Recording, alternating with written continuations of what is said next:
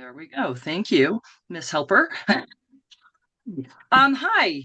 Thank you all so much for joining us today. I'm Corey Mim with the Colorado Agritourism Association, and we are launching an agritourism webinar series on exploring the benefits and barriers of agritourism.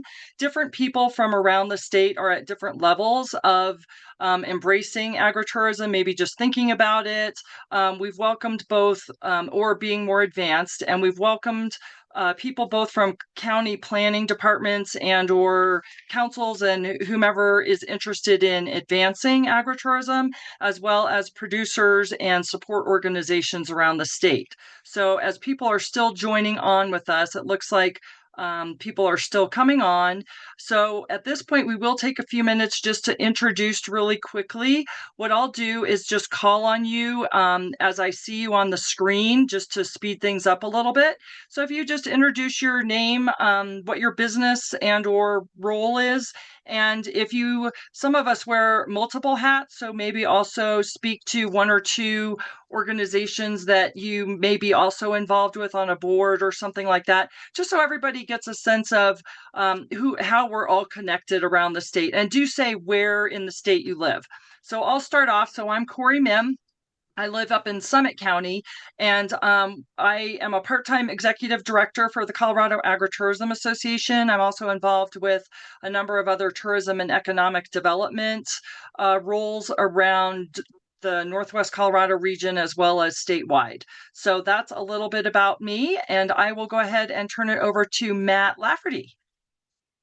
Thank you. My name is Matt Lafferty. I'm a principal planner with Larimer County Community Development Department, and I work with our agricultural board and our cooperative extension services up here at CSU on land use matters as it relates to agriculture, as well as I do all the long range planning through the county. Thank you for having me. I'm Tim Farrell. My wife Claudia and I, we own Berry Patch Farms down here in Brighton, Colorado. We've been hanging out and doing this for about 29 years here at the farm.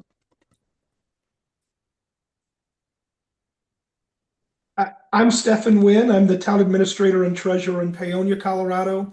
I also serve on our planning commission, and we just recently finished our comprehensive plan and added agritourism into part of our economic development element. I also serve on the Delta County Economic Development Corporation, known as One Delta County. Great, thanks. Let's see, Jason.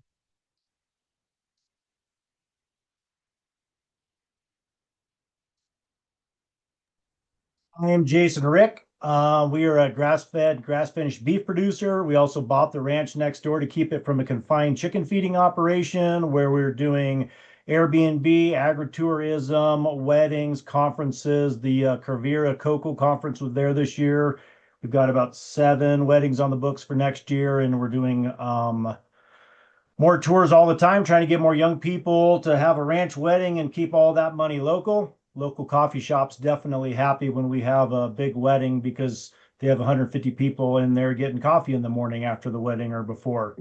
I am the president of another CAA, Colorado Angus Association. So when I saw that invite come up, I was like, I didn't send that out. And then I remembered what it was for. I'm also the president of the Delta Rocky Mountain Farmers Union. I'm on the board of directors for all of our domestic water companies, irrigation water companies, FFA alumni. And now freshly elected to the North Fork Valley Chamber of Commerce. So my wife tells me I've never found a board I didn't like. Wow, very involved. See, that's the kind of people that we've got here. This is great. Thank you. Martha, go ahead. Sure. Thanks, Corey. I'm Martha Sullins. I'm with Colorado State University. I work in ag, business management, and food systems. I'm on the board of the Colorado Agritourism Association, as well as on the Larimer County Agricultural Advisory Board. And I've worked in agritourism research and outreach for a number of years now, like 15. So thank you. Excellent. Thank you. Lori Mitchell.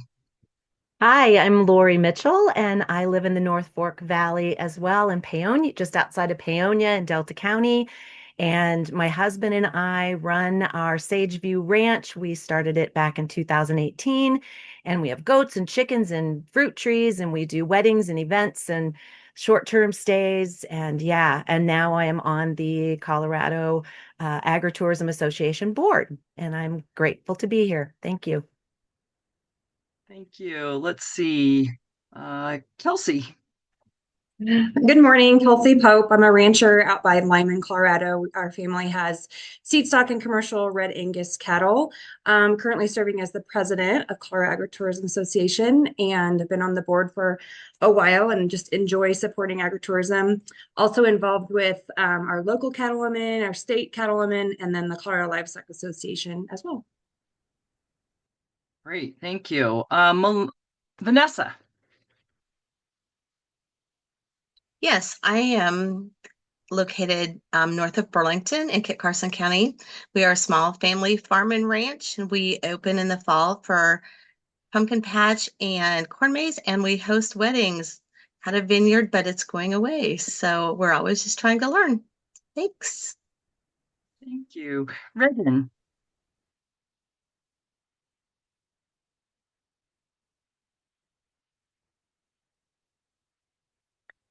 Did you say my name? I couldn't quite catch Ma'am, that. Reagan. Sorry about that. Okay. Yes. No. Yeah, I'm Reagan Choi, and I live out on the western slope, outside of Hotchkiss, kind of near Paonia. And let's see, we've got for this area a fairly large fruit farm compared to other states. It's still pretty tiny. We do a lot of marketing on the Front Range. Most of our sales are direct at farmers markets and to small retailers and chefs on the Front Range. We are involved with, well, I've been involved with the state Medicaid program and Blueprint to End Hunger and those sorts of things. Steve, my partner, kind of like Jason, on every board for water and all the local everything's. He's also on the National Organic Coalition, was on the National Organic Standards Boards. So we're all more involved than we should be. And I think one of our biggest hangups in terms of agritourism is that we're both intense introverts and spend a lot of our energy interacting with people at farmers markets. So the thought of, we've actually tried to bring people onto the farm and to do things virtually, but it eats up a disproportionate amount of energy. So I'm curious to hear if there are any thoughts for introducing agritourism that doesn't deplete one's ability to thrive. Point. That's a really good question. Okay, I'm going to add it to our list.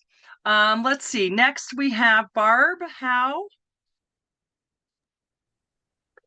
Hi there, I'm Barb Howe. I work for the Colorado Department of Agriculture on the Colorado Proud program, and I'll put my email in the chat if anybody wants to reach out. I'm also on the board of the Colorado Agritourism Association, as well as the Colorado Cattlewomen, and I'm active in our local Cattlewomen's group here on the Front Range here in Colorado, and I live in Evergreen, Colorado. Thank you. Jim Terry.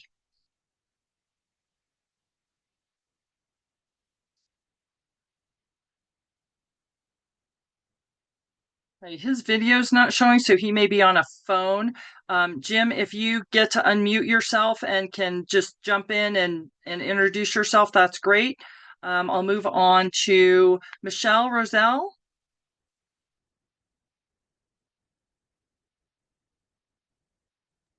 Looks like she put something in the chat.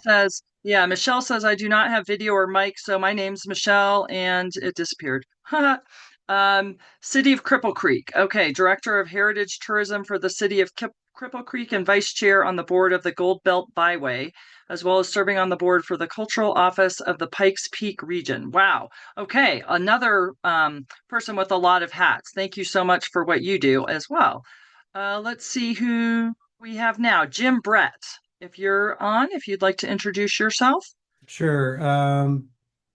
I'm Jim Brett. I am leader of the Slow Food Western Slope chapter. I'm on the board of the Valley Organic Growers Association, and I help out do with our social media website for the West Elks AVA, the wineries here in the North Fork Valley. And I do a lot of promotion for various events that come up in the North Fork Valley. Excellent. Let's see. Now we have Michelle Skaggs. Hi, everyone. I'm Michelle Skaggs, and I'm located in Bennett, Colorado.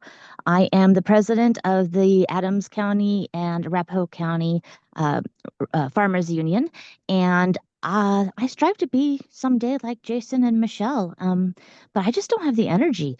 Anyway, so I'm with Tufts Ranch and Tufts Animal Rescue, and we are in Bennett, about 20 minutes east of Denver.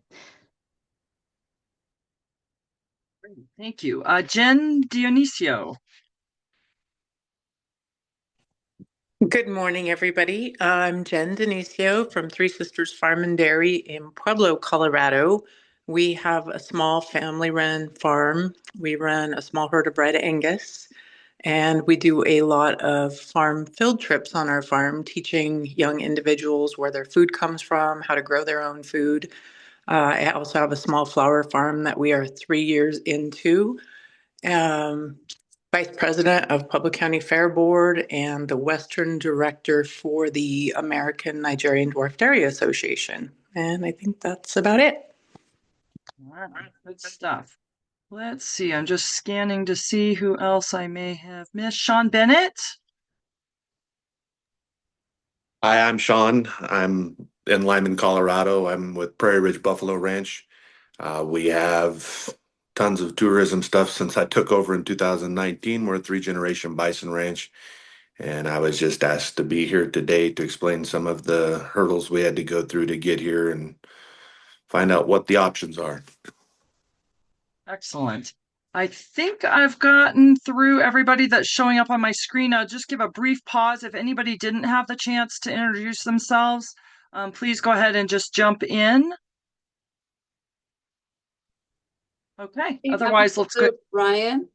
Hi, can you hear me? Hi, yes, thank you, Melissa. Go ahead. I'm the planning manager down in Archuleta County for the county here. We're in Southwest Colorado, and we are going to be updating our community plan in 2026. And the Planning Commission is interested in adding agritourism to our land use regulations. So yeah, yeah. So we just trying to get a little bit more information, put some feelers out and get more information about what other counties are doing. And also in a past life, I did my own form of agritourism, where I worked on, did some willing workers on organic farms back probably 20 years ago or so. Thank you. Great. Well, it's such a good mix of people who have such a wide variety of experiences, and we're very well represented from around the state. So our hope as the Agritourism Association in doing these webinar series is to help get that dialogue going, which will help buoy the industry as a whole. That's our main focus, is to just help support the industry so that it can be stronger and individual farms and ranches can make more money, and it's an economic development strategy for local communities as well. So we have really good representation about all that. A quick couple of things. We are doing this webinar series, and we will be addressing some issues concerning the benefits and barriers of agritourism. So really trying to dig into what helps and what hurts the industry, and how just, by collaborating and sharing ideas and experiences, we can hopefully just make that a better opportunity for everyone in the state. So I want to just do a plug for the upcoming ones, the ones that we've already scheduled. And then also we really want to hear from all of you of what are the topics that really fit into your world, benefits of, wow, this thing is working. And if we could help spread this around, this would help buoy Colorado as a destination for agritourists who at the end of the day are the ones spending money with all of us. So that's kind of the end goal. So if there are topics that you'd like to see us cover, please put them in the chat so that we can address issues that are of concern and helpful for you all. Also, any barriers that you're coming up against, things that you just scratch your head about or that keep you up at night, or when you're out in the tractor, you go, oh man, if only, right? Share those ideas too, so that we can really try to, again, just improve the industry as a whole. So our upcoming sessions, and I'll send these out also to all of you, but just to be aware of the things that we're currently thinking about. So the next one that we're scheduling is January 29th. It'll also be a webinar at the same time, and we haven't named it yet, but we're circling around issues with advocacy and barriers, like regulatory kinds of things, such as, I mean, now we're talking about how to deal with counties and local regulations, but also the business side of things, right? Like the legal side, the insurance side of things, the things that aren't necessarily fun to deal with, but you have to deal with.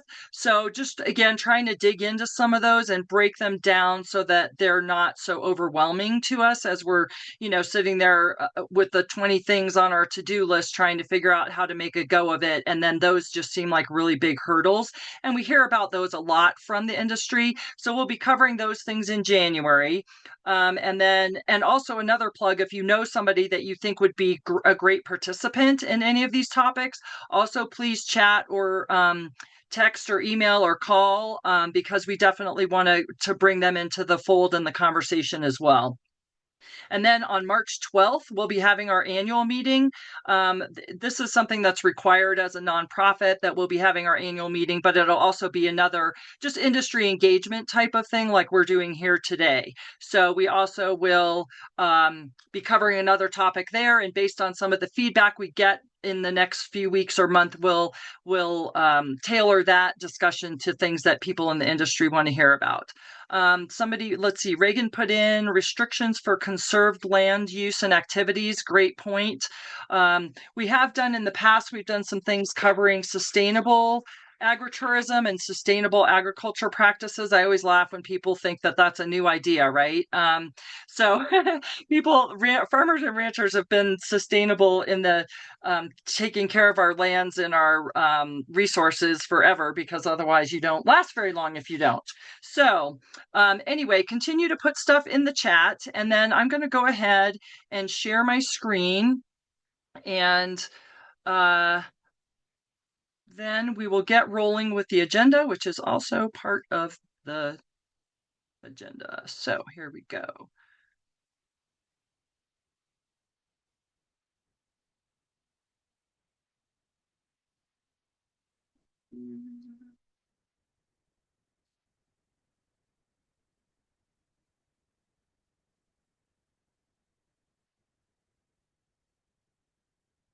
Okay, here we go. Is everybody seeing that? Okay, so let's go ahead and get started. So our agenda today, I'm going to do a quick overview of agritourism and the Agritourism Association. This is kind of our pitch about who we are, and we'll do that real quickly, and then we'll hear from a few people with community organizations or governments, so Larimer County, Town of Paonia, and a couple of producers as well, so Sageview Ranch and Prairie Ridge Buffalo Ranch. So again, just having kind of those different perspectives of how we all work together in this industry to make it beneficial for everyone. So it's always good to get us all on the same page of what is agritourism. So basically, we boil it down to anytime you invite the public onto your farm or ranch, that's agritourism. And so it can include a wide variety of activities. We put them into these buckets of lodging, kind of food and drink, the animal interaction side of things, education or tours, special events, recreation. Outdoor rec is getting a lot of focus now, so that's also a really broad range of activities. So some of the examples, you can see them here. I don't need to read through all of them, but if you have farm stands, if you have interaction with animals, dude ranches also fall into this category. A number of you mentioned events. So if you have weddings or things like that, if you bring out local school groups, or if you do a cheese making class, or pickling classes, or any of those kinds of things, Some people have gotten clever enough to get people to pay to help them do their chores, which is, another whole kind of, that's an interesting idea. And another important thing is cooperating with others in the community to build itineraries. We'll get into that a little bit more in a minute. And then also agritourism is a way to become famous kind of in different regions. And we have a few examples of that in Colorado. The Pueblo chilies are famous and competing with Hatch chilies from New Mexico as kind of the premier chilies. And they've really become famous and built events as a community around that. So that's a great example. We covered that at a webinar we did actually with the Colorado Department of Ag maybe a month or two ago. And Palisade peaches, another great example. So Colorado does produce a lot of really excellent products, and it's an opportunity to use agritourism to also become famous for that product that you specialize in your area. So just a little bit about the agritourism industry. It is an international industry. There's some incredible examples. Italy, Spain, and Portugal all have just incredible agritourism networks and programming, and it's a well-known thing there. So that's part of the international industry. It's about $10 billion overall. In the US, it's about 3.3 billion. And we represent about 40% of the world's industry. And the good news for all of us here and throughout the state is that there's expected annual growth and interest in the industry through 2030 of about 11% annually. So that's nothing to sneeze at. That even beats what they say inflection's going at. So yay, we have positive opportunity. Colorado, we're the third or fourth state in the country. We have a $67 million industry, and over 900 farms and ranches throughout the state do participate in some sort of agritourism activity. The last census showed that we have about 36,000 farms and ranches, and about 1,000 of those are agritourism related. So the average income for farms and ranches, this is for the individual business, is about $73,000 per year. So that's nothing to sneeze at. That's a decent salary in most of our locations for somebody in the family to be able to stay on the farm or ranch or augment the other activities, help hedge some of the cyclical nature of agriculture production itself. So all some real key benefits. That's up pretty significantly from the last census when the average annual income was $60,000. And we've got the top counties by the number of businesses. So this is how many farms and ranches participate. So Routt, Larimer, Moffett, Weld, Mesa, and Elbert. And then the top county by sales. So that means the highest amount of dollars spent within those counties. So we've got Grand, Routt, Weld, Delta, and Rio Blanco. So there's some crossover between those two, but not 100%. And there is some activity through most counties in the entire state.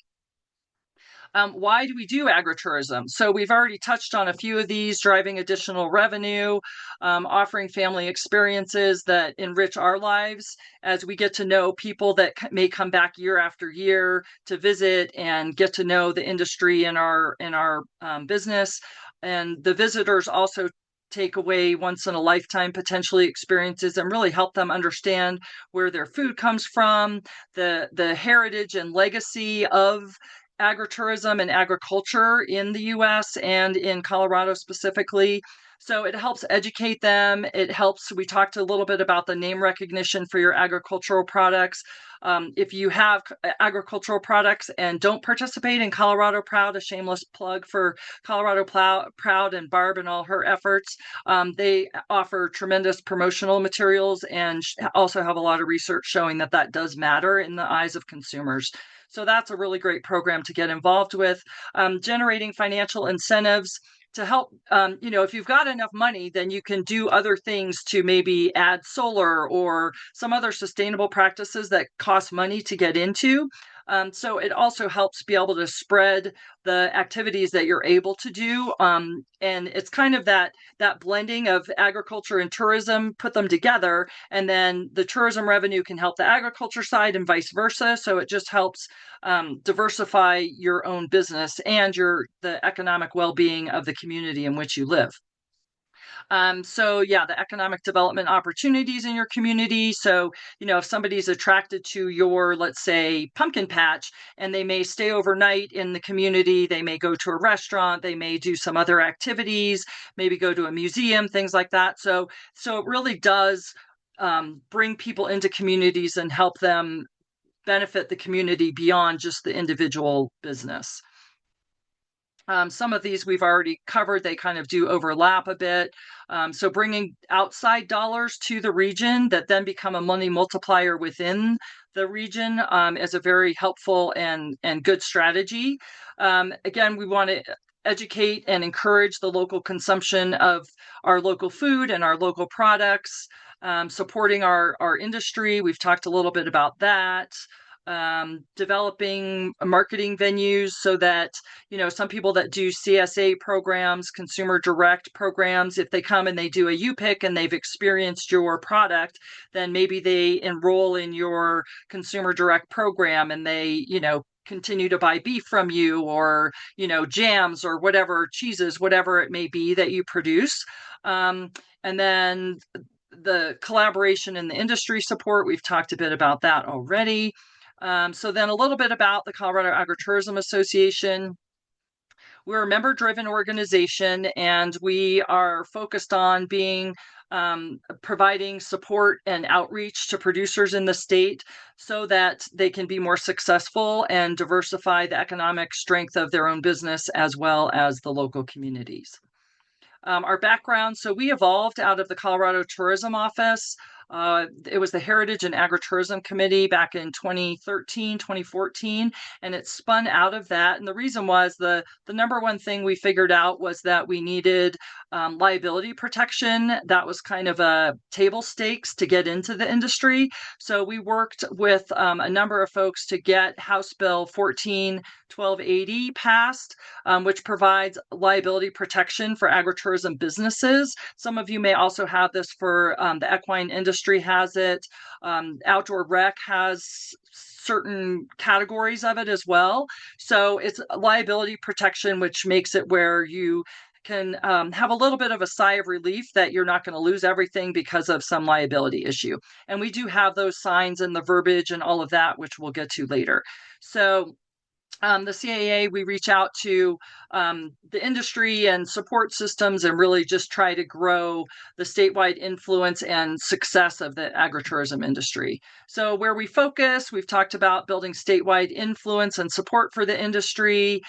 We work closely with the Colorado Tourism Office. I and a couple of our other board members sit on the Colorado Destination Development Committee, which is a part of the CTO. Because again, at the end of the day, the marketing piece is so important to get people to your farms and ranches to spend money, right? So the CTO is the juggernaut of tourism promotion within the state. So we work closely with them to get agritourism, keep it top of mind where they're thinking about it, sharing it with their media partners, including photos and descriptions on the CTO's website, colorado.com, and helping get all of your businesses cycled through so that tourists are finding the activities that you do and your locations and coming and staying with you. We also focus on advocacy, which we've talked a bit about, networking, communication, connections and collaboration, and education. And what we're doing here today is an example of those. So this is just a snapshot of our website. Please feel free to poke around. It's coloradoagritourismassociation.org, and hopefully you put that in your favorites and refer back to it. So it splits kind of into two sections. One is the industry side, where we offer up resources, share information about things like this. And then the other side is for our visitors to try to find you all.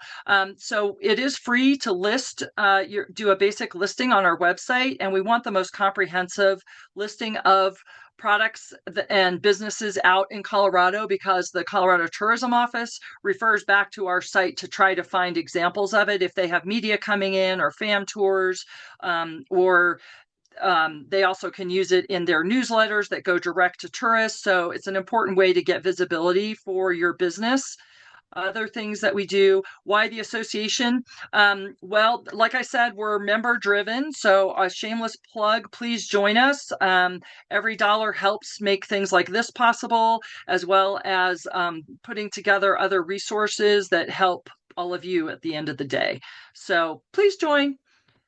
Then another thing that we've done that's very helpful, and this kind of is a good segue into what we're talking about today. CO Agritourism Biz, the website listed here at the top of the page.org, is a program that we've partnered with CSU, and thanks to Barb and her folks.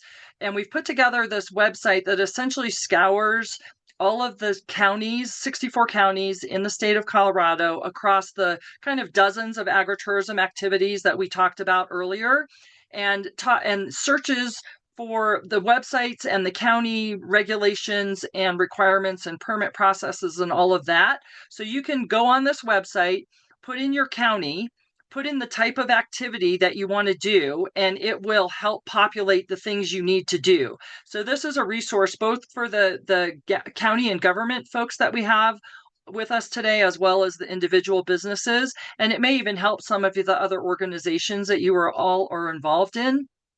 But it's a way to easily, well, it's easier anyway, to navigate what the regulations are in your individual county and by the types of activities that you're doing. So please use this as a resource. And that's all that I have to share with you all. So next, we will segue over, and this is a heads up to Matt to go ahead and get his stuff ready. So Matt, if you're ready to start sharing. Matt is from Larimer County, and they have a really unique process of, they have what's called an accessory use policy, and Matt is going to share with us. So Matt, when you first take over, I'm going to shut up here in a second. When you first take over, just let us know if you do or don't have slides so we know if we're trying to see them. And then I'll turn it over to Matt to share what agritourism looks like in his area. And Matt, it is starting to share. So that's great. Thank you. So I will let you go ahead and take over from here and share what the experience that you've had in Larimer County and how that's been helpful for the county and for the businesses. Thank you for being with us today. Thanks, Oh, Fred. and one quick thing, for questions and answers, we're going to have everyone go through their information, and then we'll have some time at the end to talk through Q&A. But if you do have something, you can go ahead and put it in the chat, and I'll monitor it while our guests are also speaking to you. So thank you. Go ahead, Matt. Thanks for having me. I appreciate it. Matt Lafferty again with the Larimer County Planning Department. We have a variety of agricultural type activities that we deal with here in the county. As we are a rural county, majority, we do house Fort Collins and Loveland, which are our largest urban areas. But for the most part, the county is probably 80 to 90% rural area, and we deal with a lot of ranching and agricultural uses. Can you all see my screen as a full screen, or do you see my other notes and whatnot? I'm assuming you just see the whole screen. We see the other slides, Matt. Yeah. See the slides, and I don't know why it doesn't come across that way. I know, it's sometimes strange. Down in the bottom right corner, there's like a little screen. Yeah, I've got 3 screens, so I'm sharing screen right now. Sorry. Good for you. I'm a one-screen person. I'll give you the big screen. Is that better? Yes. Okay. So anyways, just talk a little bit about ag tourism here in Larimer County. Like I said, Larimer County is a very rural community, and we support our ranching and our agricultural operations. I know that there's times when we tend to get a little bit urban centric and deal with things that are not that way, and our farming community feels a little bit detached from us, but we do our best to incorporate things into our codes and our regulations as it relate to it. So today, I'll just talk just briefly how we deal with ag tourism in the county. This is our definition currently. As Corey was going through just a few seconds ago, what the definition of ag tourism is as it's done by the Agritourism Association is a little bit different than what we have. I think there's a lot of parallels to it, but we're going to talk a little bit about things that we don't allow as ag tourism, but we allow as other things. So In this definition, you'll see about halfway down the term includes things like site tours, hay rides, board mazes, classes related to ag skills, things like that, and picnic and party facilities, meaning opportunity for spaces for people to enjoy the space that they're doing. What our ag tourism community does not allow is it does not allow accommodation uses or retail operations. And I'll talk about how maybe those things fit in otherwise. And it's not that we don't allow those as part of farming operations, it's that they are looked at. We teased apart agricultural part uses and broke them down into a multitude of different agricultural uses, and each of those uses stand on their own as we relate them to various impacts to our community, and we want to treat those fairly. So, for instance, a farm stand is a permitted use in Laramie County. That's how you do retail operations. You don't come in as ag tourism use. You come in and you propose to put in a farm stand on your property, which is basically used by right in the county here anyways. So you come in, you show us how you're going to construct and locate a farm stand on your property and deal with the various impacts of access or parking or things like that, where the buildings are going to sit. And we will deal with the farm stand. So there is a method for doing with retail operations. They're not attached to ag or to the ag tourism operation. Same thing with value added ag. I know somebody was talking a little bit about having wine processing and things like that. We look at value added ag operations differently than ag tourism. So we look at them from the perspective of, hey, you're going to run a winery. You show us how you're going to deal with your processing facilities on there, and then where you're going to have your retail and tasting operations on the property, and we'll deal with the impacts associated with them separately than we would from an ag tourism operation. And the story goes on with community gardens, assembly facilities. So if you're going to have weddings on your farm or your activity, we consider those event facilities, and we don't discriminate between ag and other types of event facilities. So we treat them separately so that we can deal with them on a similar basis. And then, of course, accommodations, which a lot of places have B&Bs that draw in, or short-term rentals that draw people in to provide accommodations on farms for people that are coming in to stay and enjoy the environment. And we treat those separately as well. So in Laramie County, ag tourism stands on its own as a use, and it was defined by that previous definition that I had on the screen. We have three different types of ag tourism. They're all accessory, meaning they're accessory to a principal use, which is an agricultural farm or a primary use of a farm or an agricultural operation. One of those types of uses is temporary. Then we define them as small or large because they have different impacts on our communities. And so that can determine what kind of a process you have to go through. And I know that that community just hates processes. They don't want to come in and sit with our county elected officials and go through a public hearing and all the scrutiny that goes on with those things. But in some cases, that's necessary. And I'll talk a little bit about what each one of these means. So in Laramie County right now, the way we break it down is if you're going to have an ag tourism use on your property, it's going to be based upon the scale of the operation. So if you're going to devote less than 3.5 acres of your property, or 10%, there's a calculation that goes in there, but we're just going to stick with 3.5 acres today. 3.5 acres of your property to ag tourism, then you're falling under a small category. If you're going to go larger than that, go from 3.5 acres to 5 acres for your ag tourism operation, then that's going to jump you up into what we call a large operation. The difference between small and large from a perspective of a person that's wanting to put one of these on their property is one goes through an administrative process. The small does. You come in, you submit an application to us, our staff reviews it, you show us how you're going to meet various standards, and when you demonstrate that you comply with our standards, we approve your operation.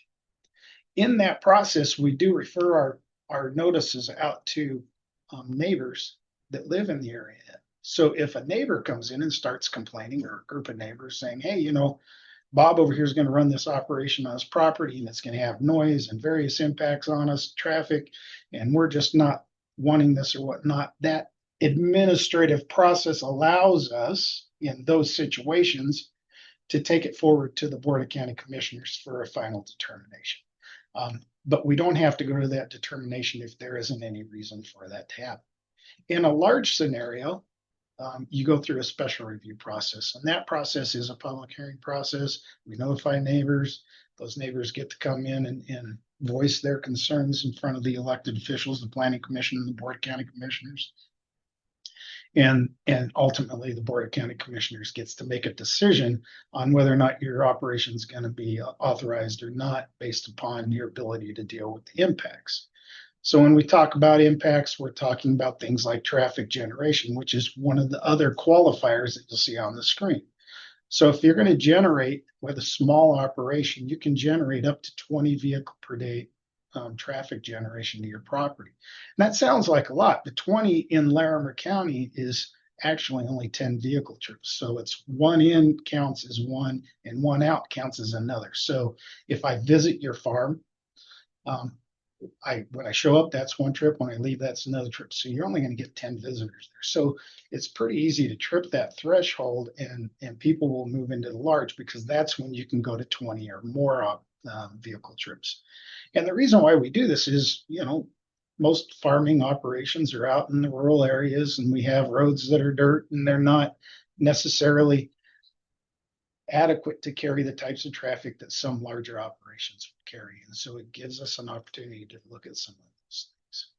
The difference between large and small operations and a temporary operation is this 4 months in a calendar year. So if you're going to operate an ag tourism use, such as, let's say, a corn maze or a pumpkin patch or something like that, and you're only doing it for the seasonal operation, that's considered a temporary operation. We have a simplified process that you can go through, so you don't have to follow and go through all the other rigmarole of some of the other operations. So temporary use is easier to do, but you can only operate it 4 months out of the calendar.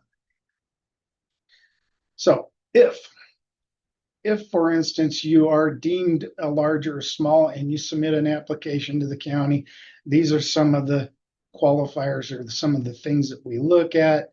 We want to make sure that the ag tourism component, that's not your fields and your crops and things like that, are located 100 feet from property lines. That reduces the noise impact onto your neighbors if there's neighbors in the area, things like that. We don't want the ag tourism part of the business to interfere with the normal agricultural practices. So we want to make sure that the normal farming operations continue because we support ag in our community and we want to see that thrive. We want to make sure that you have good access from public roads. This is where our engineering department would kick in, and that the roads can handle the traffic that's coming in. Do you have adequate parking for people? That's always a big thing. Is there a good place for people to park on your property and do things like that? We need to think about people that are not necessarily disabled, but people that have more difficult time dealing with situations. And so we might require in some cases that you have a paved parking space for handicap accessibility. Maybe there's some paved pipe walkways and whatnot. So we got to look at your use from the perspective of people with disabilities. We do put a limit on the hours of operations. It's pretty broad, 7 a.m. to 9 p.m. So it's pretty open, but we don't want it to go much later than that, so that we're not causing impacts to our neighbors. It has to be operated by the owner of the property or its leasee. And then we want to look at things like noise, dust, odors, those things that cause impact on our neighbors. We certainly want to make sure that that doesn't happen. So that's kind of the nuts and bolts of it. There's a whole another realm of things that come into play as far as regulations go. And so what I want to talk about, that's kind of our land use side of things. So when you think of getting approval for these types of uses, as you were talking, there's insurance industries, there's all kinds of different groups that you have to talk to and you have to deal with. And we found that that's an obstacle in Larimer County, that, a lot of times our farmers and our ag producers are reluctant to come in to talk to us on a planning level because they start talking about land use and hey, yeah, we can get you into this and you can do this and do that. And then shortly thereafter, they find out of all the different regulations that they actually have to comply with, and that sets up some hurdles. So I put some constraints in here to identify that when you do submit applications to us, we route our applications to different agencies. For instance, we send them to the health department. They look at it. Do you have adequate water to service the public that's coming to the site? To provide them with water, to have wastewater facilities, bathrooms, those types of things where people can wash their hands, do things like that. Are you going to have food on site? And who's preparing and handling that food? Is it properly handled per health regulations? So while you might be talking to me as a planner and I'm saying, yeah, this is a viable land use option for you, you still have to go deal with our health department and determine what some of their regulations are and how that might impact your operation. A lot of times people get through planning and they think, I don't have to go any further, and they're done, and they're really not. We found one of the biggest obstacles that is affecting your industry right now, and most farming operations that are trying to do other things, is building regulations. And they deal with life safety issues as it relates to buildings. But if in Larimer County, if you invite somebody into a building, you have a barn that you have animals in and whatnot, and you're doing a tour and you want to tour the people through the barn, the minute you invite the public into that building, the whole set of standards for how that building's constructed and operated changes. There are things around energy codes, fire codes, fire accessibility, getting people in and out. The whole construction of that building changes under the building codes, and it can drive the cost of converting those buildings or building those buildings up very substantially. And so we found that to be a large obstacle here in Larimer County. We talk about it a lot, and we're trying to figure out how we might fix that. But there are just some things that we can't get around. Similarly, our engineering department, if you're going to have access off of a public road, you're going to have to show us where you get an access permit. And they might want to talk to you a little bit about the parking, or how much traffic are you generating on the road, and do we have to do mag chloride treatment, or do we have to do some paving or things to handle the amount of traffic that's in there? Is your property in a floodplain, and are you building facilities that are putting the public in the floodplain that might put them into some sort of hazard? And then there's emergency service regulations, fire, and those types of people want to know how you're operating, make sure that if they come out to the site that there's adequate things for people in the case of emergency to make things happen out there. So that's kind of our system in a nutshell. I tried to cover a little bit about what we do. It's pretty simple to do an ag tourism operation until you start running into some of the other regulations. And I'm not trying to throw our other agencies under the bus, but I'm trying to make it aware that land use and putting these uses on your property is a lot broader of a problem than just looking at one agency like planning or community development. It opens up the door to a lot of other things, and I've understood, and Martha could chime in with me on this. Our frustration is that you come in and you talk to planning, and the next thing you know, you're talking to 5 different agencies, and you've got 50,000 different problems, and that can be something that prohibits you from doing your operation, which is not what we want to do. So we're looking at trying to find ways to reduce some of the regulations onto farmers and whatnot, but keep the playing field balanced between different types of commercial and industrial activities. With that, I'd answer any questions, or we can move on to the next person in the presentation, and then we can come back and answer questions there. Let's jump to the next speaker, just so that we make sure we get through everyone here, and then we'll come back around for questions and discussion.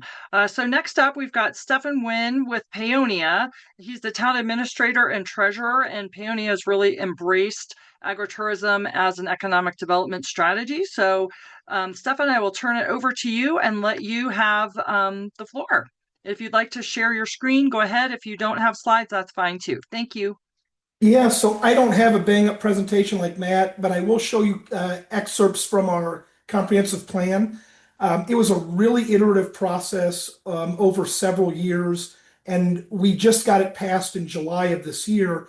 It was the fourth time that it was restarted over the last 30 years. So our comprehensive plan is new as of July 2025. The last time it had been updated was 1996. And I should tell you that If something's not in a comprehensive plan, this kind of goes back with what Matt's talking about. I'm the guy that has to say no all the time. No, it doesn't fit into our comprehensive plan. How do we do that? So what I'm going to talk about a little bit is the steps that we took that put agritourism in several elements of our comprehensive plan, and then really into our appendix section for economic development. So as I explained, this was a really iterative process. We went through several revisions, and we really engaged our community through a series of public engagement sessions, public meetings, several things like that. And I want you to know that why agritourism matters in Paonia. So yeah, we have coal mining roots, but we also have a deeply rooted agricultural identity. Our orchards, vineyards, small farms, and ranches are central not only to our history, but also to our present economy. So during the planning process, our collective community, those that aren't just within a side of our, our zip or our municipal boundaries, but those within the 81428 zip code, also participated in our planning. So during that planning process, our community consistently voiced a desire to preserve agricultural land, preserve that like agricultural feel of Paonia, support the livelihoods of farmers, and ensure agriculture remains a core driver of our local economy. And so against that backdrop, agritourism emerged naturally as a strategy that aligned with our community values, and our comprehensive plan reflected that really heavily within our economic development appendix, specifically towards agritourism. And I'll show you some of these pages here as we move on. So, in Paonia, what kind of agritourism, do we have? We have different. So I think we talked with some of the introductions. We heard that, hey, we're part of the AVA. We have. There's a hand raised. Should I answer that or?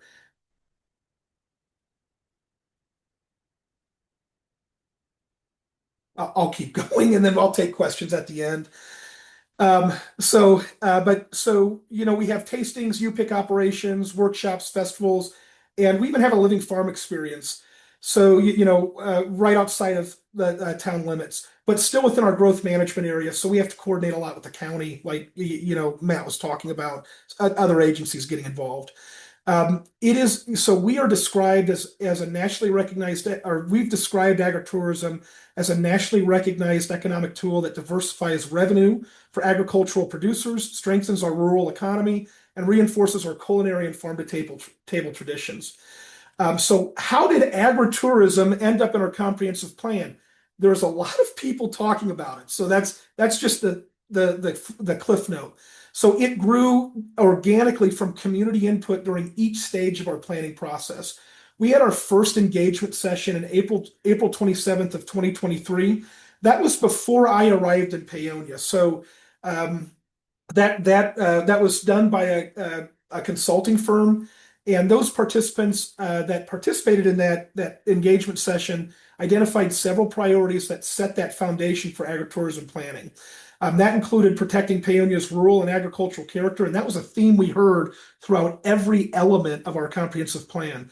Strengthening our local economy, finding a balanced role for tourism that supports rather than harms community values, like CAFOs. Nobody wanted confined animal feeding operations. They like this organic, agricultural, farm to table kind of environment, and our wine country. These themes indicated that residents were open to tourism when it is connected to agriculture and our local culture. We had a second engagement session before we really started building our elements, and a theme that came up during that second engagement session, and these were really well attended. I should say, we had anywhere from 50 to 60 people for a small community like ours. For that amount of people to show up to a community input session is really incredible. And so that engagement session came out with agriculture and land use discussions that highlighted our desire to preserve open space, support local food production, promote creative small-scale economic opportunities, And so those discussions reinforce the idea that economic development should honor Paonia's agricultural heritage. And so that really helped to form that economic development um, uh, uh, element of our comprehensive plan. And I use comprehensive plan because I've done 3 comprehensive plans now in 3 different states. And I know Colorado calls it a master plan, but I think it's colloquially, it's synonymous with a comprehensive plan. We had a final 3rd engagement session, and that was where agritourism really popped up a lot, and that was with our future land use map. So when we were doing our future land use element and making that future land use map, we created a new designation for future land uses. We called it the urban farm designation. And that was really strongly supported by our community members. It created urban agricultural area designations, preserved our agricultural land along the river corridor, and integrated cottage and farm-based industries. So this land use category became a structural, like a structural home in our plan for agritourism. And I'll show that one to you right now. Let me see. That was in 26. Okay. And like Matt, I share multiple screens. I actually have 5. One of them's a TV, so when we have conferences, I post it up on the TV. So let's see.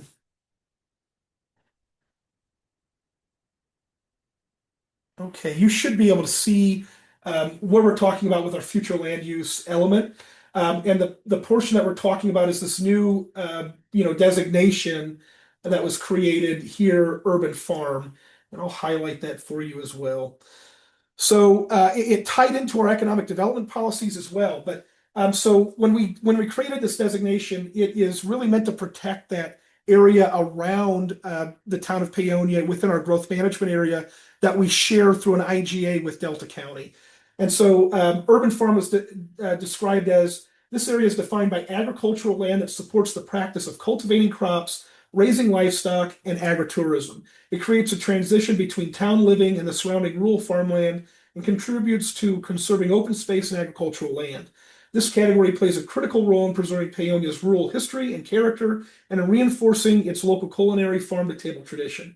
Development in this area is minimal, but could include clustered and single-family housing to support agricultural uses, land conservation, wildlife corridors, and avoiding flagpole development. That's where you have, a really long driveway that abuts maybe 2 other properties, and then it balloons out into the square where you've got a house in the middle of like, a cornfield. I use a cornfield because I'm from rural Indiana. I grew up on a family farm. So I'm used to that kind of stuff. And flagpole development was a big problem in Indiana. Our primary uses there were single family residential and ADUs as appropriate. And then supporting uses were agriculture and uses that support agriculture to include farm worker housing. We all know that we have this housing shortage and crisis. So having something that could help with affordable housing to support our local, employment scene was really important. And we define that as housing affixed to a permanent foundation, as also presented in our economic policy number 14. Small scale retail, open space conservation, institutional parks and trails. So like Rich Ranch, they're out on Fruitland Mesa in Crawford. And I believe it or not, I was your neighbor at one point when I first moved to Colorado, and then I moved into town. But this would support that small scale retail where they've got like a small, farm shop for beef and pork. And I think you guys have merchandise too. But that kind of small scale retail operation was also supported. So that was one of the very first things that came out of our, out of all of these engagement sessions was including this urban farm land use category that, really supported agritourism. I'm going to stop sharing for a second, and then I'll continue on.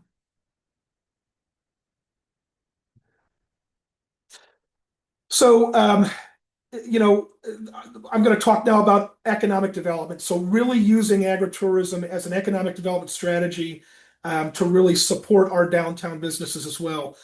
We have several grocery stores that support our local farmers. We also have the Learning Council, which is it's actually a national organization that supports different things, including our local organic farmers. And then we also have Paonia Breadworks, where we had this farmers market, and I've been looking to keep oyster mushrooms. And one of our local mushroom farmers now sells it at Paonia Breadworks while our farmers market is closed for the season. So agritourism is further emphasized in our economic development appendix. There it is presented as a key avenue for diversifying farm income, supporting local restaurants, food producers, and value-added makers.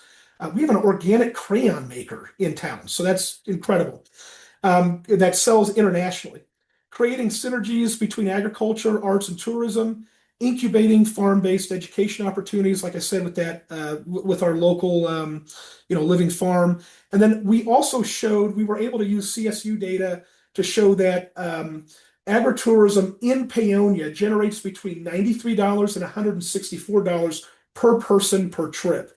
So that reinforced its agritourism's economic value while respecting our culture and land-based identity. And I want to show that one to you. I had earmarked that one as well. 52 is really our economic development element, is where it starts.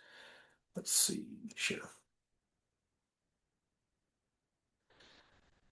So you can kind of see, in this that, we have 4 economic goals, and then we have policies that support those goals, which is really important if somebody's wanting to come into our area and, really start some sort of agritourism business, like Sage Ranch, who's right on the outskirts of town, that have that have agritourism, that do all of those things that Matt had talked about, that I've been talking about here. They've got all of those things, and they are in a battle with the county. So, because it doesn't fit into their plan or CDOT's plan. But the good news is we have this in our comprehensive plan, and so I hope they can use this as a tool to help them, get through some of those things. But on page 52, we talk about like regenerative farming. I think Corey, you had talked about sustainable farming earlier, but one of the big themes that we kept hearing out of our engagement sessions was we really want to see regenerative farming as well. And so we made these goals and policies that support different economic development activities in and around town. We believe that we do believe that agritourism, like that econ goal number 4, is part of economic diversity, and it helps build resilience in our local economy. So we're not overly reliant on one industry like the coal mines. We've had 3 coal mines shut down in the last 20, 30 years, and we've had to find different ways to help support our local economy. Between agritourism and our creative industries, they kind of go hand in hand. Like I said, that crayon making industry or manufacturer, they kind of go hand in hand with our economic development strategy. So our community really shaped this agritourism policy because they were vocal. They were vocal during every one of our engagement sessions. And I think that's what I would encourage you to do. If your county or even your local, the closest incorporated municipality to you, if they're going through that comprehensive plan process, update process, please get involved. As someone who has to make that comprehensive plan, make edits to that comprehensive plan, then use it as a tool for community planning, it's really important to hear from you on the kinds of things that you want to see in that comprehensive plan. Hotchkiss is doing it right now. So anybody in the North Fork Valley that maybe is around Hotchkiss, now's the time to get involved with theirs as well, to make sure that agritourism is supported within their comprehensive plan. So I keep looking down at my Post-it notes because I made little notes, and that's one of the things I wanted to stress, was that please get involved. But so throughout our public comment summaries, engagement transcripts, and planning commission sessions, community members consistently express to us that we need to support agriculture without encouraging sprawl, prioritize small-scale, high-quality tourism connected to local food and land, preserve our rural landscapes, and foster economic resilience. Agritourism rose as the intersection of all of those values, allowing farmers to thrive economically while protecting cultural identity and rural character. So this is why agritourism appears not only in economic development chapter, but also in land use categories like our future land use element, the community vision, and the long-range strategies for a place-based economy. So, Matt had talked about all of those different agencies that come together. And so I'm going to talk a little bit more about how you navigate our local rules and how it works, the agritourism works within our Paonia's regulations. So while the comprehensive plan established policy direction, implementing occurs through zoning, permitting, and municipal code updates. We haven't updated our land use code yet, but it's in the process. So our chapter 16 is our zoning code, chapter 17 subdivisions, chapter 18 building codes. All of those are in the process of getting updated as a response to our comprehensive plan. We haven't done it since 1996, so it needs to be updated as well. To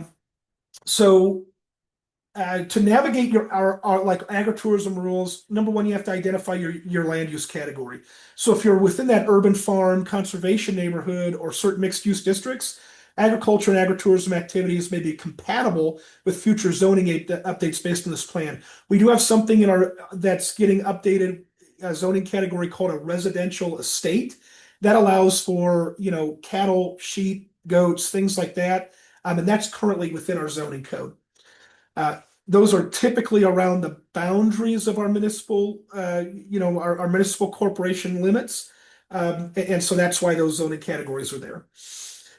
Check your current zoning requirements. So while zoning is being updated to align with the new plan, as somebody involved in the agritourism industry, you might need to look at conditional use permits, business licensing, parking access and signage reviews, health and safety compliance for events. We do have a special events policy as well. And, if you're looking at doing special events in and around Paonia, you do need a special event permit. We currently have a water moratorium, so any sort of growth right now is stymied by this water moratorium on new water taps. And, agritourism activities that increase occupancy or add water dependent uses may be affected by the 2020 moratorium, which restricts new water taps until assurance is secured. We're working on it. I think in 26, we're going to be able to lift the water moratorium. So anybody in and around Paonia, growth is going to happen. I'm glad we have our comprehensive plan in place to help guide that growth. And then the big one is aligning with county and state frameworks. I talked a little bit about, Delta County and CDOT, those kinds of state entities. So because agricultural land often overlaps jurisdictionally, you might need to coordinate with Delta County for county owned parcels. They have a comprehensive plan now. I think they're working on a building code as well. The Colorado Department of Agriculture for agritourism liability and activity definitions, CDPHE for food service or restroom requirements, and then CDOT for highway access, for driveways.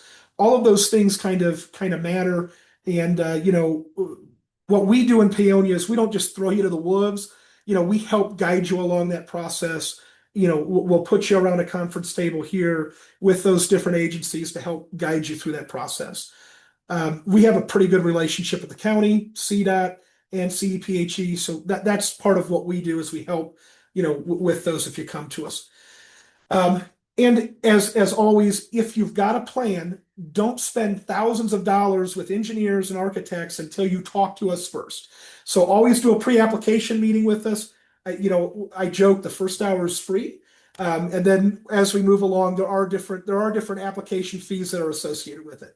So town staff, we encourage you to get in with us early to make sure that you're aligned with future land use map, economic development goals. We are one of the only communities in Colorado that are dark sky compliant. So that means, you have shielding around lights because we really want to protect our night sky. So we do have dark sky requirements. We have scenic environmental protections, meaning we're not going to let you build a 40-foot tall building that blocks our vistas and mesa views downtown anyway. And then we have traffic and parking considerations. So coordinating early helps those proposals move smoothly and predictably. I could keep going, but I want to show you really quick the bulk and meat of our agritourism, economic development activities. It's within our appendix for economic development. So our future economies, this is really where I go when if something were to come in supporting agritourism, I use these three paragraphs here. How does it support agritourism? And and what can we do to help support that?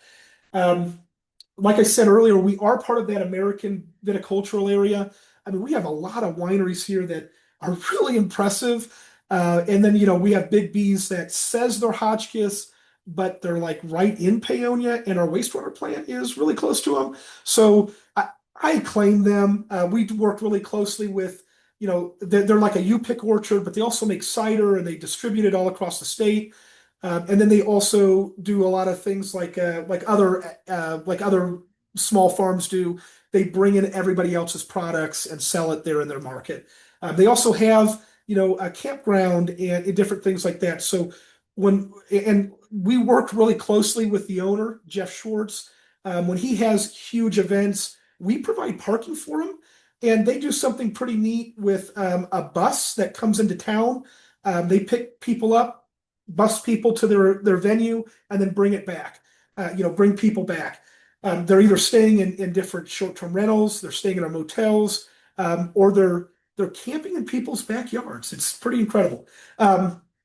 Which we got to regulate that camping part. We got to regulate a little more because it gets a little out of hand.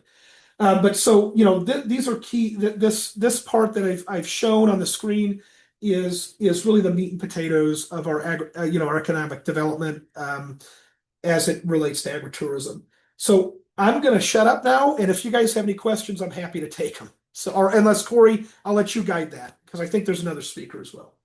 Thank you so much, Stefan. Yeah, really interesting to see how you work and help and guide the businesses in your area. So next up, this has been a little bit burdensome, right? Like, oh my God, this is a lot. But we want to hear from some producers that have successfully navigated local rules and been able to at least accomplish some of what they've hoped to. I'm going to turn it over now to Lori Mitchell with Sage View Ranch, and she's going to talk a little bit about her experience. So Lori, thank you for joining us. Go right ahead. Hi, thank you so much for having me. I'm honored to be here, and it's great to hear all of the diversity. So I'm going to go ahead and share my screen. Let me see if I can get this to work.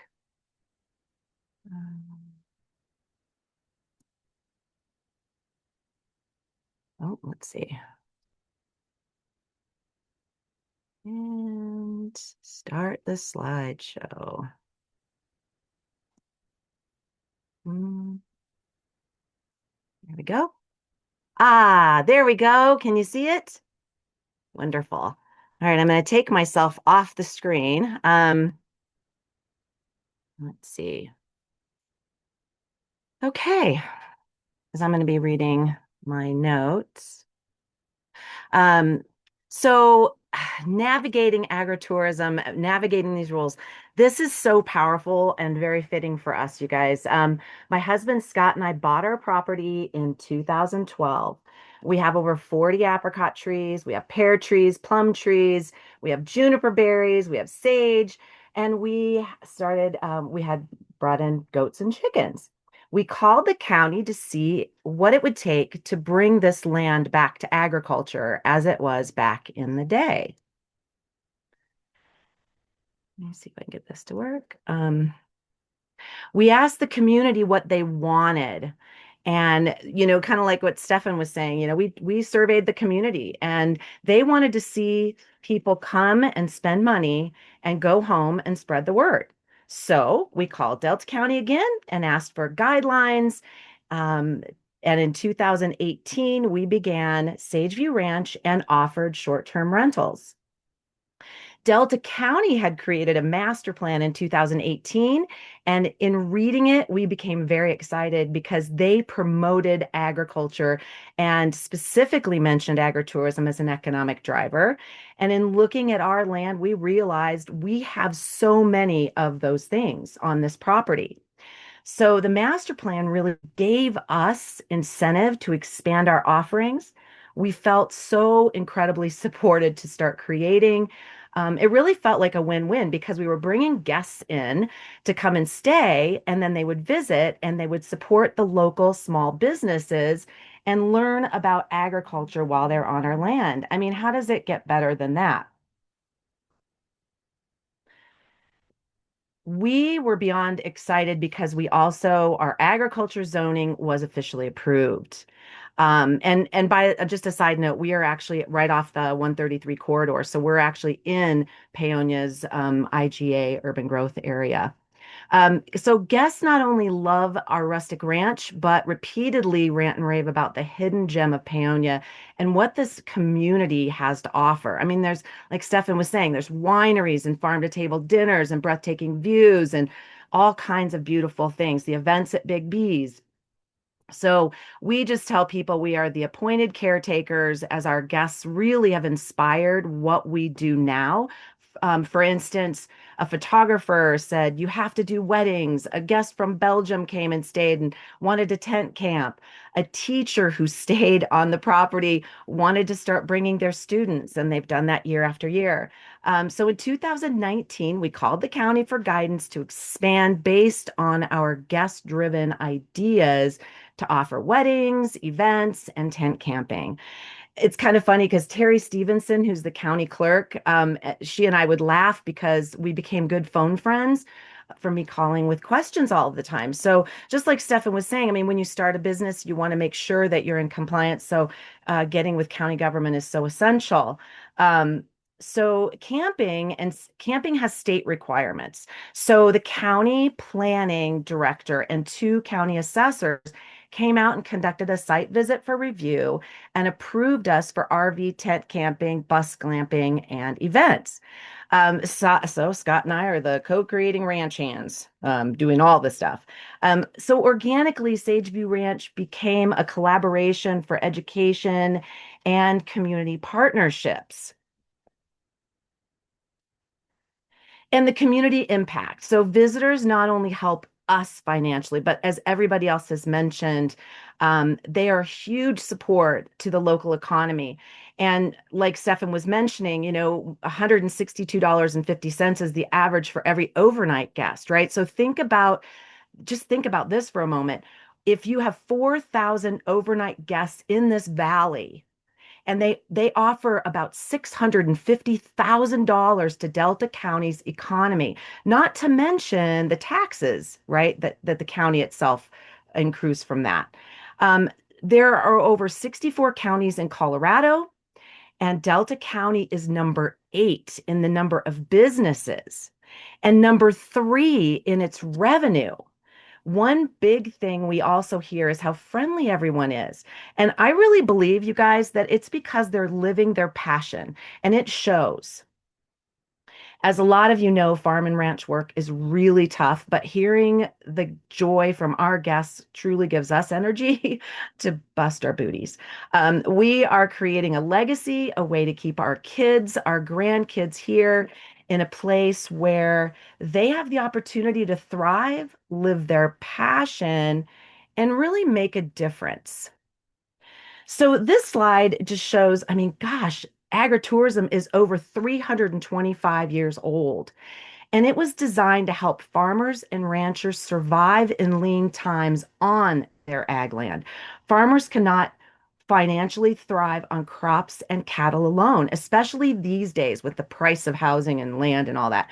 The federal agriculture secretary just reported last week that only 2 out of every 10 years does a farmer actually make money. So how many other businesses do you know that would continue if they weren't making money year after year? And I think this is really powerful because you look at all these countries. Well, these countries wrote agritourism into law to save family farms. So now I'm going to go into a little bit of kind of like what Stefan was mentioning, Sageview Ranch. Again, this is such an appropriate webinar, so thank you. In 2024, Delta County adopted a land use code. And in January of this year, out of nowhere, the code compliance officer issued us a notice based on a complaint form demanding that we retroactively permit as if we were a brand new business, calling and saying that agritourism is not legitimate and classifying us as commercial. So, with zero due process, and before contacting us, he actually reported to state agencies that we were operating a commercial business without permits, which triggered threats to our driveway access. And oh my gosh, this is like the roots out of a trunk of a tree. And I'm trying to be as concise as I am, so I'll just move forward. So they have not followed their own enforcement process, and because the land use code actually requires a site visit within 30 days of a complaint, and they've still never been here to our property. In 2018, that master plan, the very document that we built our agritourism business on, was supposed to guide the new code. Yet agritourism, you guys, isn't mentioned once in the new code. The only path offered to reclassify ag land is to go from ag land to commercial. And here is, and you might be saying, oh, that can't be. But this is a response to news media that the planning department, this is a direct quote. So I quote, "The term agritourism is not anywhere in Delta County's land use regulations, nor in the specific development regulations before them. But agritourism is a broad term that could include many commercial activities, e.g., farm festivals, U-pick operations, petting farms, outdoor recreation, weddings, events, guest ranches, retail shops, etc. If they involve remuneration, then they are commercial." So if anything involving remuneration is commercial, then where does that leave the 4-H animal sales, the children that sell animals, the fruit, the egg sales, the milk, the cattle, the wineries, the farm to table dinners, and so on? If farmland is forced into commercial zoning, how does any farmer, when they only profit, 2 out of every 10 years, how can they afford to keep their land at all? This cannot be intentional, right? It's got to be a misunderstanding. Well, we met twice with the County Planning and Health Department, spent over 2.5 hours attempting to resolve this. And their position is that they do not issue any legal non-conforming approval, which is otherwise known as grandfathering. And they say there's no such thing as grandfathering. In July, they gave us an unlawful non-conforming notice for our RV camping and events while giving us just 1 year to permit. So RV camping and events are two of the very things that the county approved and memorialized, by the way, on our property records back in 2019. So what's really going on here? The land use code outlines that legal non-conforming uses may continue if they complied with all regulations when established. We have not changed our use or added anything since the new land use code was adopted. And interestingly enough, in that land use code, it also states that it is policy for the county to encourage bringing a developed parcel into full compliance with this code. So to say the least, the financial and emotional strain on us and the uncertainty of what we're doing in our business has been completely overwhelming. We had no choice but to hire an attorney, and he confirmed that we are legal non-conforming, aka grandfathered. He also noted that this would be clear in a courtroom, but with a county, it's its own kingdom, and the motives are unclear. He recommended a groundswell, and so sadly, quiet resolution was no longer an option, and it was time to get loud. We joined hands with other targeted venue. We reached out to news outlets and journalists all across Colorado. We told our story at our Music Monday. A musician immediately insisted on organizing a benefit event.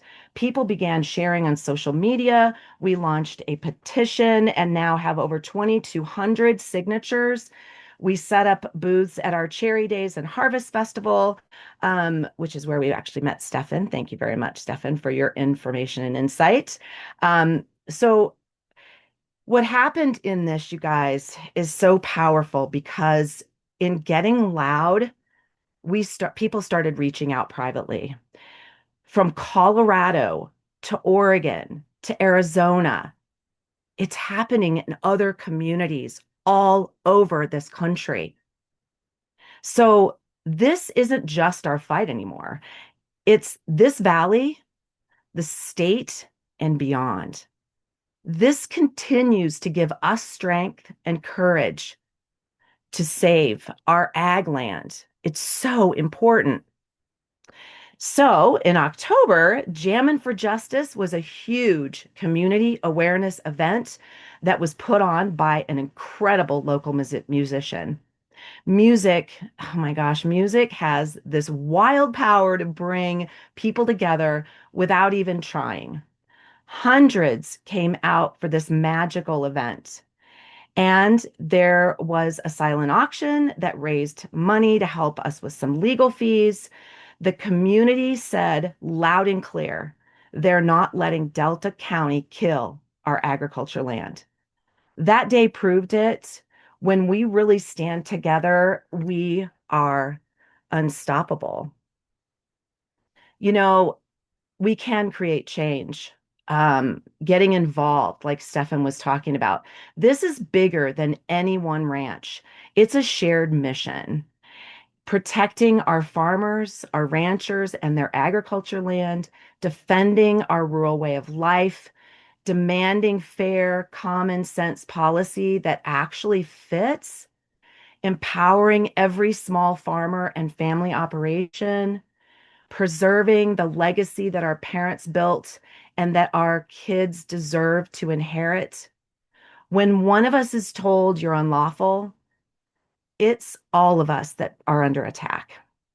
But when we stand together, farmers, musicians, teachers, store owners, neighbors, we become impossible to ignore because united we really stand. So this journey has showed us that adversity doesn't break community. It actually reveals it. What began as a challenge became a catalyst, expanding our reach and reminding us why we do agritourism.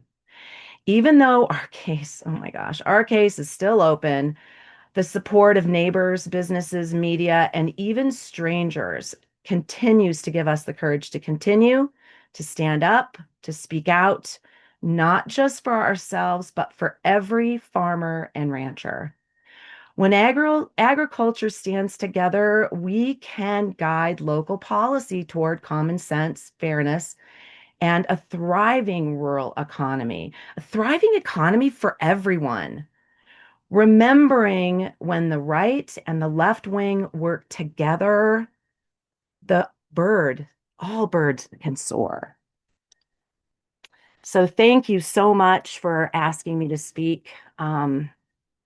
Yeah, it's been quite the journey, and we look forward to seeing how this all plays out.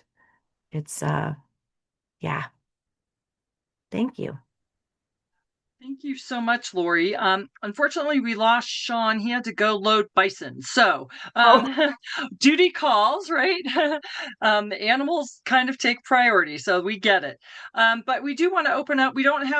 We're coming close to time. So if you need to leave, go ahead. But if you want to continue on and open up a little bit for discussion and dialogue, I'll look for, if you're on the screen, if you raise your hand, if you have a question. I didn't see any in the chat, but we have a couple questions just to, excuse me, prompt a little bit of discussion. So,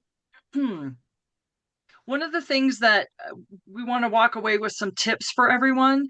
So we'll do a quick lightning round. If each of our speakers can just say in like one sentence how agritourism businesses can work best with local officials to improve and build stronger relationships so that agritourism flourishes. So let's go backwards. So let's start with Lori and then Stefan and then Matt. It's about really getting involved, being with calling the county, connecting with your local government every step of the way to be sure that you are in compliance, to be sure that you are meeting whatever is currently a new regulation. So, and then just getting involved, like everyone has said, be a voice, be heard.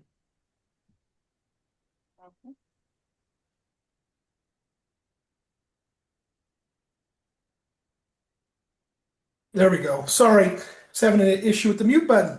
So, agritourism business can support and expand agritourism by working collaboratively with us, as local governments, and engaging early on. That's the key point: is engaging early on when you're deciding to do something. Get with us early, so that we can clarify regulations. You can participate in that planning process, and we can engage in open communication that aligns your operations with our community's goals and our local land use policies. Thank you. Matt, what do you have for us?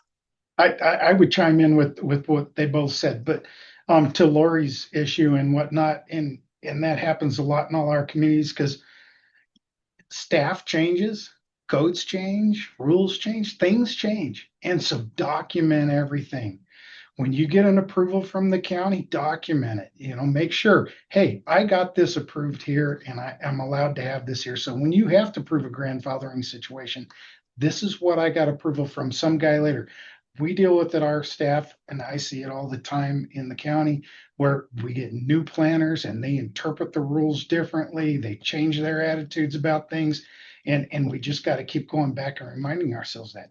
Talk to your local elected officials. Your elected officials can make a change in your communities and involve them and make sure that they're hearing what you got to say. Our elected officials listen to what we're saying. Hopefully they follow through on a lot of things. So it's just be engaged, be part of your community, and don't fear coming and talking to us. I hate to say it. I work with the government. I'm here to help. That's my attitude. Okay. That doesn't mean it's everybody's attitude, but there are people in these organizations. Stefan's one of them. I hope that I'm one of them, that we're here to help the community, not work against them. So come visit with us. I'm not here to be an obstacle. Okay, thank you. Well, hopefully hearing from kind of both sides of the equation, the business side and the government side, has helped foster a greater understanding of, where everybody's coming from. And as a reminder, thinking about other elements that we need to deal with.